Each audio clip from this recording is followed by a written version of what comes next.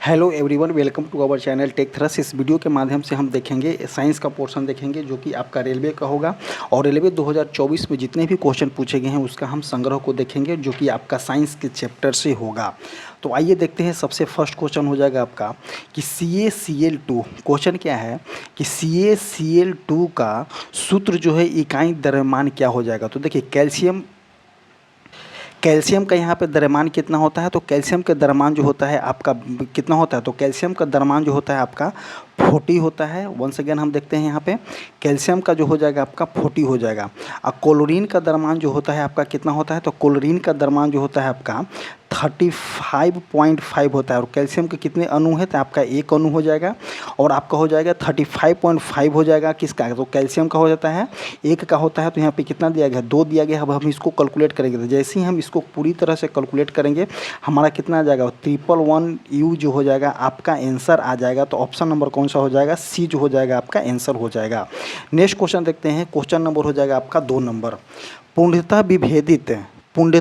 पूर्णतः विभाजित जीव द्वारा अपने शरीर के अंगों से नए जीवों को जन्म देने की क्षमता को क्या कहते हैं। क्वेश्चन देखिए कि अपने शरीरों के अंगों से नए जीवों को जन्म देने की क्षमता को हम क्या बोलते हैं। तो मुकुलन बोलेंगे या पुनर्जनन बोलेंगे या खंडन बोलेंगे या विखंडन बोलेंगे।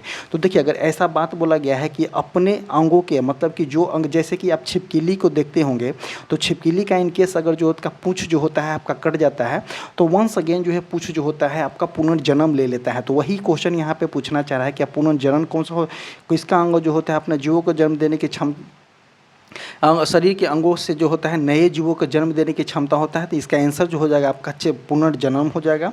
इसका आंसर हो जाएगा पुनर्जन्म हो जाएगा। देखिए पुनर्जन्म एक मौलिक जैविक घटक है जो जीवों की जन्मजात क्षमता को संदर्भित करता है जिसमें वे क्षतिग्रस्त, देखिए यहाँ पे डायरेक्ट बोला गया है, जिसमें वे क्षतिग्रस्त या अनुपस्थिति अंग ऊतकों कोशिकाओं या यहाँ तक कि पूरे शरीर के अंगों को उसकी पूर्ण कार्यात्मक अवस्था में बदल या पुनः बहाल कर सकता है।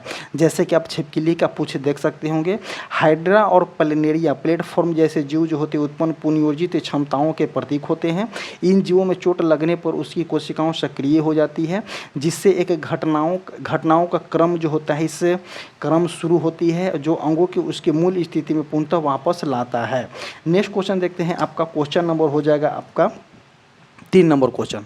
3 नंबर क्वेश्चन क्या बोलना चाह रहा है कि निम्नलिखित में से हमारे शरीर की सबसे लंबी कोशिका कौन सी होती है। तो देखिए सबसे लंबी कोशिका के बारे में पूछा गया है कि हमारे शरीर की सबसे लंबी कोशिका जो होती है कौन होती है। तो हमारे शरीर की सबसे लंबी कोशिका जो होती है रक्त कणिकाओं नहीं होती है। तो सबसे लंबी कोशिका जो होता है आपका तंत्रिका कोशिका होता है जो कि आपका मस्तिष्क में होता है। तंत्रिका कोशिका का जो होता है सेल डिवीजन बहुत ही कम होता है, नाम मात्रा का होता है। और अंडाणु जो होता है आपका सबसे बड़ा कोशिका होता है जो कि मादा जननांग से मादा में होता है। आगे देखते हैं कि तंत्रिका कोशिका को न्यूरॉन से भी कहा जाता है। तो जो तंत्रिका कोशिका है हम इसको क्या बोलते हैं तो न्यूरॉन्स भी बोला जाता है। तंत्रिका कोशिका विद्युत आवेग को एक स्थान से दूसरे स्थान तक ले जाने के लिए अनुकूलित है। सभी न्यूट्रॉन्स को मूल संरचनाओं एक जैसी होती है जिसमें जो होता है शामिल है, कौन कौन से शामिल होते हैं तो डेंड्राइट होता है, कोशिका शरीर होता है आपका, फिर अक्ष तंतु होता है, ये सभी जो होता है आपका विद्यमान होता है। नेक्स्ट क्वेश्चन देखते हैं। Question number 4। निम्नलिखित में से कौन सा हार्मोन जो है सभी अंगों के विकास को उद्दीप्त करता है। क्वेश्चन क्या बोला गया है निम्नलिखित में से कौन सा हार्मोन जो है सभी अंगों के विकास के, तो देखिए यहाँ पे विकास दे दिया गया है तो इसका आंसर जो हो जाएगा आपका वृद्धि हार्मोन होगा, इंसुलिन हो जाएगा, ग्लूकागॉन हो जाएगा, एड्रिनल हो जाएगा। तो इसका आंसर जो हो जाएगा आपका कौन सा हो जाएगा। देखिए विकास के लिए कौन सा जिम्मेदार होता है तो पीयूष ग्रंथि से जो आपका वृद्धि हार्मोन निकलती है। तो ऑप्शन नंबर ए जो हो जाएगा यहाँ पे सही हो जाएगा।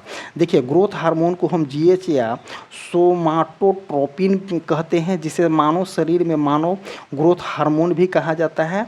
यह एक पेप्टाइड रसायन है जो मनुष्य और अन्य जीवों में विकास कोशिकाओं गुणन और कोशिका पुनर्जन्म के लिए जो होता है आपका प्रेरित करता है। समान रूप से बचपन किशोरा अवस्था में जो होता है एच जी एच हम किसको बोलते हैं तो वृद्धि हार्मोन को बोलते हैं, जो आपका चरम सीमा पे होती है। और अगर बात करते हैं जैसे जैसे जिसके बाद वे लगातार जो होती है कम होती जाती है। जैसे अगर बचपन में होते हैं तो वृद्धि हार्मोन जो होता है बच्चों को बढ़ने में जो होता है बहुत ही मददगार होता है, लंबाई बढ़ती है। और अगर मानते हैं कि अगर कम जैसे जैसे वो बढ़ते गया, अगर उसके बाद जो होता है धीरे धीरे जो होता है आपका कमते चला जाता है। अगर मानते हैं कि बच्चों और किशोरों में एच हार्मोन की कमी के दौरान क्या होती है तो बौनापन होता है। अगर एच हार्मोन की कमी होती है तो हम इसको क्या बोलेंगे, बौनापन बोलेंगे। अगर वही एच हार्मोन की वृद्धि होती है तो उसको हम क्या बोलते हैं, तो इसका जो होता है विशाल रूप लेता है, जैसे कि अधिक लंबा हो जाता है। अगर एच का अधिक स्राव आमतौर पर पिट्यूटरी ग्रंथि के ट्यूमर से जुड़ा होता है। तो कहाँ से जुड़ा होता है, तो पिट्यूटरी ग्रंथि के ट्यूमर से जो होता है आपका अत्यधिक स्राव होता है। पिट्यूटरी ग्रंथि जिसे हम मास्टर ग्रंथि कहा जाता है, मस्तिष्क के आधार पर स्थित मटर के आकार का होता है। कौन सा, तो मास्टर ग्रंथि। अब इससे हम पूरा क्वेश्चन को कवर कर चुके। अब देखते हैं नेक्स्ट क्वेश्चन हो जाएगा आपका 5 नंबर। कार्बन की एक अणु परमाणुओं के साथ आबंध बनाने की अद्वितीय क्षमता होती है। इस गुण धर्म को खाली स्थान के नाम से जाना जाता है। तो समझातीय जाना जाएगा, चक्रीकरण जाना जाएगा, अपरूप जाना जाएगा, तो श्रृंखला जाना जाएगा। तो इसका आंसर जो हो जाएगा आपका कार्बन का क्या होता है, तो श्रृंखला होता है। श्रृंखला जो होती है कौन सा, एन चैन होता है आपका श्रृंखला, उसके बाद आइसो चैन होता है, उसके बाद आपका नियो चैन होता है, उसके बाद आपका सीसी कार्बन बॉन्ड होता है क्लोज वाले। यही सब होता है जो आपका श्रृंखला होती है। कार्बन के कितने अपरूप होते हैं, तो कार्बन के 2 अपरूप होते हैं। एक रावादार अपरूप होता है, एक बेरावादार अपरूप होता है। रावादार में आपका हीरा आ जाएगा, ग्रेफाइट आ जाएगा, उसके बाद आपका हीरा, ग्रेफाइट, फ्लोरेंस, ये सभी जो होता है आपका रावादार रूप में आ जाएगा। और बेरावादार रूप में आपका कौन सा हो जाएगा, तो कोयला हो जाएगा, कोक हो जाएगा। ये सभी जो होता है आपका बेरावादार रूप में होता है। और रेलवे से बहुत मैक्सिमम क्वेश्चन इससे आपको देखने को मिलेगा। नेक्स्ट क्वेश्चन देखते हैं, क्वेश्चन नंबर 6। निम्नलिखित विकल्पों में से, क्वेश्चन क्या पूछा जा रहा है कि निम्नलिखित विकल्पों में से उस विकल्प का चयन कीजिए जो सभी जीव निम्नीकरण योग्य सामग्री को दर्शाता है। तो देखिए क्या बोला गया है, सभी जैव निम्नीकरण। देखिए जैव निम्नीकरण, तो देखिए कांच की बोतल जैव निम्नीकरण है, नहीं है, काट दीजिए। दवा की बोतल, देखिए दवा की बोतल, पुराना जूता, बासी बिस्कुट। तो देखिए पुराना जूता तो है, अब बासी बिस्कुट जैव निम्नीकरण है, लेकिन दवा की बोतल है, नहीं है, इसको काटिए। अंडे के छिलके हैं, बिल्कुल सही हो जाएगा, अंडा के छिलका जो है आपका जैव निम्नीकरण है। चाय की पत्तियां भी है, आलू के छिलके हो जाएंगे, तो जैव निम्नीकरण हो जाएंगे, अंडे के छिलके हो जाएंगे, चाय की पत्तियां हो जाएंगे और आलू के छिलके। तो इसका आंसर जो हो जाएगा आपका सी हो जाएगा। और जैव निम्नीकरण कहते किसको हैं, तो देखिए जैव निम्नीकरण पदार्थ या सामग्री ये है जो प्रदूषण में योगदान दिए बिना, देखिए प्रदूषण में जो होता है योगदान दिए बिना जो है बैक्टीरिया के द्वारा जो होता है विघटन हो जाता है, उसको हम क्या बोलेंगे, जैव निम्नीकरण, वैसे पदार्थ को बोलते हैं। आगे देखते हैं नेक्स्ट क्वेश्चन क्या पूछा गया है, 7वां नंबर दिया गया है। 7वां नंबर यहाँ पे क्वेश्चन है कि एक प्रकाश किरण जो है अपवर्तनांक N1 के माध्यम से अपवर्तनांक N2 के माध्यम में इस प्रकार यात्रा करता है कि आपतन कोण I और अपवर्तन कोण R है। और जो है आपका जो I का मान जो होता है 0 से 90 डिग्री के बीच में दिया गया है। तो N1/N2 का मान ज्ञात करना है। क्वेश्चन यहाँ पे यही दिया गया है कि N1/N2 का मान ज्ञात करना है। तो देखिए आप एक फॉर्मूला जानते होंगे, N1/N2 का मान यहाँ पे ज्ञात करना है। तो देखिए एक होता है आपका, जैसे मानते हैं कि यहाँ पे एक दिया गया है, इस तरह से हम रेफरेंस लाइन लेते हैं। इस तरह से हम अगर रेफरेंस लाइन लेते हैं, यहाँ पे सपोज हम एक रेफरेंस लाइन लेते हैं, ऊपर में जो हो जाएगा आपका N1 हो जाएगा, नीचे में जो हो जाएगा आपका N2 हो जाएगा, मीडियम 1 हो जाएगा, मीडियम 2 हो जाएगा, यही बोला गया है। और N1 के माध्यम के अपवर्तनांक और N2 के माध्यम के अपवर्तनांक में यात्रा करती है। तो एक यहाँ से हम लेंगे आपका रेफरेंस लाइन लेते हैं जो आपका हो जाएगा, और एक यहाँ से जो होता है आपका रे निकलती है। तो देखिए इस तरह से जो हो गया, निकल गया। तो ए वाले जो होता है एक कोण और एक कोण, इसको कोण हम क्या बोलते हैं, तो इसको आई बोलते हैं, और इसको जो होता है आपका आर बोलते हैं। तो देखिए म्यू बराबर फार्मूला होता है, एक म्यू बराबर फार्मूला होता है क्या, इंसिडेंट आई जो होता है साइन आई, मतलब साइन आई रूल के अनुसार देखेंगे, साइन आई डिवाइडेड बाई क्या हो जाएगा, साइन आर हो जाएगा। तो इसी के अनुसार हम यहाँ पे चलेंगे कि sine i by sine r, इसी के अनुसार हम चलेंगे, जो कि आपका साइन रूल भी बोला जाता है उसका, यही पूछा गया है। एक जो होता है अपवर्तनांक इक्वल टू फार्मूला होता है, उसको भी हम यहीं पे कवर करेंगे। तो देखिए अपवर्तनांक equal to n equal to formula क्या होता है कि निर्वात में प्रकाश की चाल, निर्वात में प्रकाश की चाल डिवाइडेड बाई मीडियम में प्रकाश की चाल को हम क्या बोलते हैं, तो निर्वात अपवर्तनांक बोलते हैं। निर्वात में प्रकाश की चाल डिवाइडेड बाई जो होता है माध्यम में प्रकाश की चाल, यही जो होता है एक फार्मूला जो होता है आपका अपवर्तनांक इक्वल टू एक फार्मूला होता है प्रकाश के तरंगदैर्घ्य के वैद्युत का समानुपाती होता है। मतलब कि एन जो होता है आपका 1/λ होता है, 1/λ होता है, यह अपवर्तनांक का फार्मूला है। और इसी तरह से जो होता है आपका बनता है। तो नेक्स्ट क्वेश्चन देखते हैं हम यहाँ पे। नेक्स्ट क्वेश्चन हो जाएगा इसका आंसर जो हो जाएगा sine i by sine r हो जाएगा। अब आगे देखते हैं नेक्स्ट क्वेश्चन कि किसी बिंदु एक चुंबकीय क्षेत्र रेखाओं की दिशा बताने के लिए किस उपकरण या का प्रयोग किया जाता है। तो देखिए क्वेश्चन क्या पूछा गया है कि चुंबकीय क्षेत्र रेखाओं की दिशा बताने के लिए हम जो होते हैं किस उपकरण का प्रयोग करते हैं। तो पिछले भी जो होता है सेट में इस तरह से क्वेश्चन दिया गया था। तो देखिए जनरेटर जो हो जाएगा विद्युत चुंबकीय प्रेरण पे काम करती है। विद्युत मोटर को हटा दीजिए, परिनालिका हटा दीजिए। तो चुंबकीय क्षेत्र रेखाओं में जो होता है आपका दिशा ज्ञात करने के लिए हम चुंबकीय दिक्सूचक का उपयोग करते हैं। ये जो होता है आपका देखिए इसकी दिशा जो होती है उत्तरी ध्रुव से दक्षिणी ध्रुव की ओर होती है। तथा अंदर के देखिए अगर मानते हैं कि एक बार हम लेते हैं इस तरह से, सपोज डेट हम एक बार लिए हुए हैं, यहाँ पे नॉर्थ पोल है और एक साउथ पोल है। तो जैसे ही जो होता है अगर मानते हैं इसकी दिशा जो होती है एक बंद लूप आकार के बनाती है और जो यहाँ से निकलेगी तो इस तरह से निकलेगी। तो देखिए किस तरह से, किससे, नॉर्थ से साउथ गया। कौन लूप में, तो ओपन लूप में जो होता है नॉर्थ से साउथ जाता है। वही अगर हम यहाँ पे क्लोज लूप की बात करते हैं तो क्लोज लूप में साउथ से नॉर्थ जाता है। ये क्वेश्चन जो है आपका रेलवे में VVI क्वेश्चन है, कभी न कभी एक न एक शिफ्ट में इस तरह से क्वेश्चन आपको देखने को मिलता है। और चुंबकीय क्षेत्र रेखाएं जो होता है एक दूसरे के निकट होते हैं। तो चुंबकीय क्षेत्र जो होते हैं आपका प्रबल होते हैं। देखिए अगर चुंबकीय क्षेत्र रेखाएं एक दूसरे के निकट हो जाता है चुंबकीय क्षेत्र जो होता है आपका मजबूत हो जाता है। विद्युत जनित जो होता है आपका क्या करता है, तो देखिए विद्युत जनित जो होता है आपका यांत्रिक ऊर्जा को विद्युत ऊर्जा में कन्वर्ट करता है।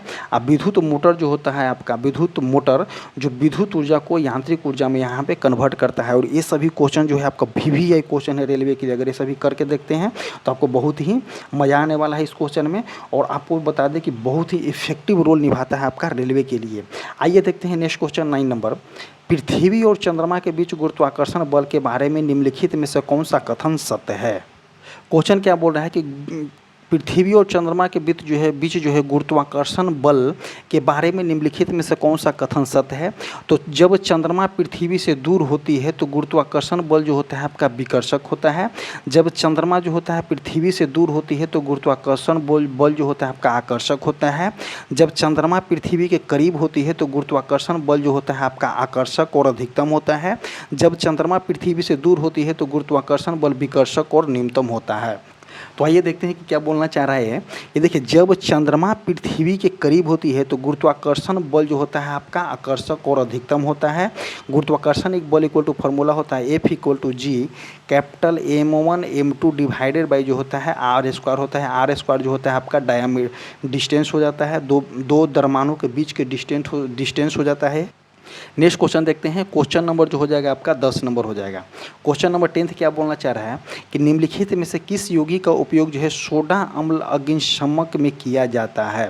क्वेश्चन क्या पूछा गया है कि निम्नलिखित में से किस यौगिक का उपयोग जो है सोडा अम्ल अग्निशमक में किया जाता है। तो सोडियम कार्बोनेट हो जाएगा, सोडियम बाइकार्बोनेट हो जाएगा, कैल्शियम क्लोराइड हो जाएगा, विरंजक चूर्ण हो जाएगा।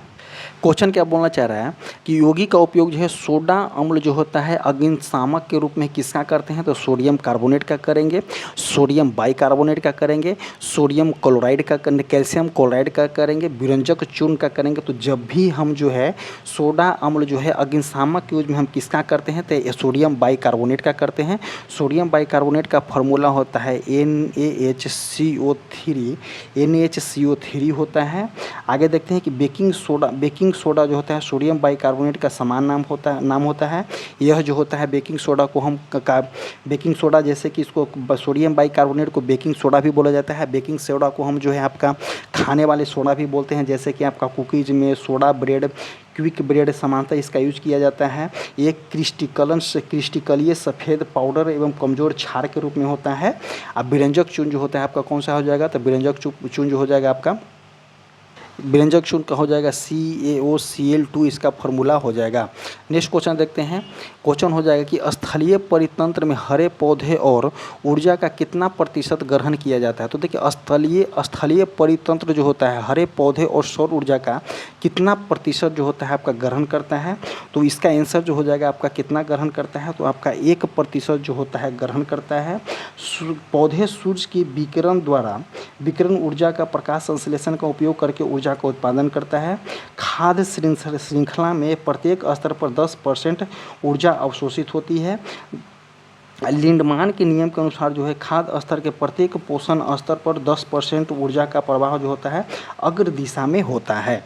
नेक्स्ट क्वेश्चन देखेंगे, क्वेश्चन नंबर 12 क्या हो जाएगा कि किसी पिंड का औसत वेग किसी निश्चित अवधि के लिए प्रारंभिक वेग और अंतिम वेग के समानांतर माध्य द्वारा दिया जाता है। तो जब पिंड जो हो जाएगा, देखिए किसी पिंड के औसत वेग किसी निश्चित अवधि के लिए प्रारंभिक वेग और अंतिम वेग के माध्य द्वारा दिया जाता है। तो प्रारंभिक वेग और अंतिम वेग के माध्य द्वारा दिया जाएगा तो कौन सा हो जाएगा आपका एक समान त्वरण के अनुसार हो जाएगा। देखिए इसमें कौन सा दिया गया है, प्रारंभिक वेग और अंतिम वेग के समानांतर माध्य दिया गया है। जैसे कि आप यहाँ पे देख सकते होंगे, इस माध्य इक्वल टू फॉर्मूला त्वरण इक्वल टू फॉर्मूला क्या होता है, वेग में परिवर्तन की दर को हम क्या बोलते हैं, तो त्वरण बोलते हैं। तो देखिए प्रारंभिक वेग और अंतिम वेग दिया गया है, तो आपका एक समान त्वरण गति से करेगा। नेक्स्ट क्वेश्चन देखते हैं कि जब जो है आपका जब सोडियम सल्फेट बेरियम क्लोराइड के साथ अभिक्रिया करता है तो निम्नलिखित में से किस उत्पाद का निर्माण होता है। जैसे बेरियम सल्फेट A2NaCl पीला अपक्षेप बनाएगा BaSO4 + 2NaCl, श्वेत अपक्षेप बनाएगा BaSO4 + 2NaCl, काला अपक्षेप बनाएगा BaSO4 + 2NaCl, आपका भूरा अपक्षेप बनाएगा। तो इसमें जो हो जाएगा आपका BaSO4 + 2NaCl जो है आपका श्वेत अपक्षेप बनाएगा। ऑप्शन नंबर बी जो हो जाएगा यहाँ पे सही हो जाएगा। नेक्स्ट क्वेश्चन देखते हैं कि जब 1 ओम और 2 ओम प्रतिरोध 1 ओम और 2 ओम वाले प्रतिरोध पार्श्व संयोजन से जुड़े हुए हैं। पार्श्व संयोजन कहने का मतलब कि आपका पैरेलल क्रम में जुड़ा हुआ है। तो देखिए पैरेलल क्रम में जुड़ा होता है तो प्रतिरोधों का संयोजन बताना है आपको। तो देखिए R इक्विवेलेंट इक्वल टू क्या होता है, देखिए 1/R इक्विवेलेंट इक्वल टू होता है 1/R1 + 1/R2 होता है, ठीक है। और जब यहाँ पे हम देखेंगे क्या, इस एक दिया है आपका 1/1 हो जाएगा, एक जो हुआ है आपका 2 ओम दिया है। अब हम इसको कैलकुलेट करेंगे तो कैलकुलेट करने के क्रम में हमको क्या मिलेगा, तो 1/R इक्विवेलेंट इक्वल टू हमको कितना मिल जाएगा, 3/2 मिलेगा। अब हमको R इक्विवेलेंट निकालना है तो इसको पलट दीजिए 2/3 हो जाएगा। तो आंसर जो हो जाएगा आपका कौन सा हो जाएगा, ऑप्शन नंबर 14 का डी हो जाएगा। नेक्स्ट क्वेश्चन देखते हैं। नेक्स्ट क्वेश्चन हो जाएगा कि विभेदित ऊतक की कोशिकाएं अत्यधिक क्रियाशील होती है लेकिन उसके पास खाली स्थान का अभाव होता है। तो देखिए विभेदक ऊतक जो होता है कोशिका अधिक अभिक्रियाशील होती है लेकिन उसके पास जो होता है रसधानी का जो होता है अभाव होता है। तो ऑप्शन यहाँ पे 15 का ये हो जाएगा। मेरिस्मेटिक, इसको जो होता है इंग्लिश में हम मेरिस्मेटिक ऊतक बोलते हैं। विभेदक ऊतक की खोज जो है आपका कब किया गया था, तो इसकी खोज जो है आपका 1943 ईस्वी में किया गया था, जोसेफ डी कैरे ने की थी। मेरिस्मेटिक ऊतक की अभिभेदित कोशिकाएं होती है जो विभिन्न पादप संरचनाओं के लिए जो होता है आपका विभेदित होता है और ऐसी कोशिका जो होती है आपका प्राथमिक और द्वितीय वृद्धि के लिए जो होता है उत्तरदायी होता है। विभेदक ऊतक भी जो होता है आपका कितने प्रकार का होता है, तो 3 प्रकार का होता है। एक होता है आपका शीर्ष विभेदक ऊतक, पार्श्व विभेदक ऊतक, एक होता है अंतर्वेशी विभेदक ऊतक होता है। नेक्स्ट क्वेश्चन देखते हैं, क्वेश्चन नंबर 16। क्वेश्चन नंबर 16 क्या बोल रहा है कि अवतल दर्पण से प्रकाश के परावर्तन के मामले में जब प्रकाश की एक समानांतर किरण परावर्तक सतह पर पड़ती है तो परावर्तित प्रकाश खाली स्थान होता है। क्वेश्चन ध्यान से देखना है। अवतल दर्पण से प्रकाश के परावर्तन के मामले में जब प्रकाश की एक समानांतर किरण प्रवर्तक सतह पर पड़ती है तो परावर्तित होता है। कहाँ से परावर्तित होता है? तो ये जो हो जाएगा अपने फोकस से परावर्तित हो जाएगा। तो देखिए वक्रता केंद्र से अपसरित होगा, गलत हो जाएगा। वक्रता केंद्र से विचलित हो जाएगा, यही ना। मुख्य फोकस से अलग प्रतीत होगा, नहीं होगा। तो मुख्य फोकस से कौन सा हो जाएगा? अभिसरित हो जाएगा। ऑप्शन नंबर हो जाएगा आपका डी। नेक्स्ट क्वेश्चन देखते हैं। निम्नलिखित में से किस घटना में एक ठोस जो है द्रव अवस्था में परिवर्तित होता है? देखिए क्या है, तो एक ठोस, देखिए जैसे कि आपका बर्फ हो जाएगा, बर्फ जो किस में? द्रव में परिवर्तित होता है। तो इस घटना को हम क्या कहते हैं? तो इस घटना को हम विगलन कहते हैं। अगर मानते हैं ऊर्ध्वपातन हम किसको कहते हैं? तो ठोस से डायरेक्ट जो होता है आपका गैस में बन जाता है। जैसे कि हम कपूर को जलाते हैं तो कपूर एक ठोस होता है, और कपूर जैसे ही जलता है वो डायरेक्ट क्या बन जाता है? तो गैस बन जाता है। तो ऊर्ध्वपातन जो हो जाएगा ठोस से डायरेक्ट गैस हो जाएगा। जैसे कि कपूर हो जाएगा, नैपथलीन हो गया, आयोडीन हो गया, ये सभी जो होता है ऊर्ध्वपातन के अंतर्गत आते हैं। नेक्स्ट क्वेश्चन देखते हैं। निम्नलिखित में से कौन सा जो है कार्य का एसआई मात्रक है? तो देखिए कार्य का एसआई मात्रक के बारे में बात करते हैं। तो कार्य का एसआई मात्रक जो होता है आपका जूल होता है। ये तो यहाँ तक हम देख लिए कि कार्य का एसआई मात्रक जो होता है आपका जूल होता है। 1 जूल बराबर कितना होता है? एक जूल बराबर जो होता है आपका 10⁻7 जो होता है आपका अर्ग होता है। और अगर मानते हैं 1 किलोवाट घंटा इक्वल टू कितना होता है? तो 1 किलोवाट घंटा इक्वल टू 3.6 इंटू 10⁻6 जूल होता है। वही अगर देखते हैं कि 1 कैलोरी इक्वल टू क्या होता है?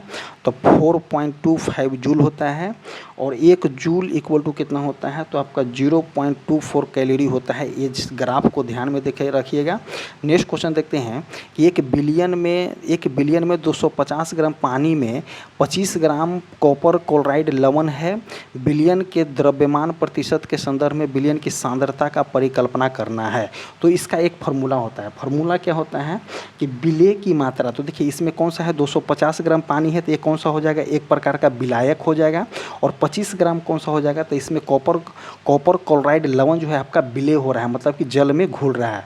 तो विलेय की मात्रा डिवाइडेड बाई विलेय की मात्रा डिवाइडेड बाई विलेय की मात्रा प्लस विलायक की मात्रा इंटू जो हो जाएगा यहाँ पे 100 हो जाएगा। जब हम इसको कैलकुलेट करेंगे तो ये कितना हो जाएगा? 50 आ जाएगा। ये हो जाएगा आपका 275 हो जाएगा, ये 100 हो जाएगा। जब हम इसको पूरी तरह से कैलकुलेट करेंगे तो उस क्रम में जो है हम आपका 9.09% जो हो जाएगा इसका आंसर हो जाएगा। तो ऑप्शन नंबर सी जो हो जाएगा करेक्ट हो जाएगा। और इसी तरह से जो है आज का वीडियो हमारा समाप्त होता है। आपको वीडियो कैसा लगा आप कमेंट करके ज़रूर बताइएगा। अगर आपको पीडीएफ चाहिए तो इसका पीडीएफ चाहिए तो आप हमारा टेलीग्राम चैनल है जो कमेंट बॉक्स और डिस्क्रिप्शन बॉक्स में टेलीग्राम का लिंक पिन किया गया है, आप मैसेज कीजिएगा तभी आपको पीडीएफ प्रोवाइड कराई जाएगी। और इसी तरह से जो होता है आपका आज का वीडियो समाप्त होता है। Thank you.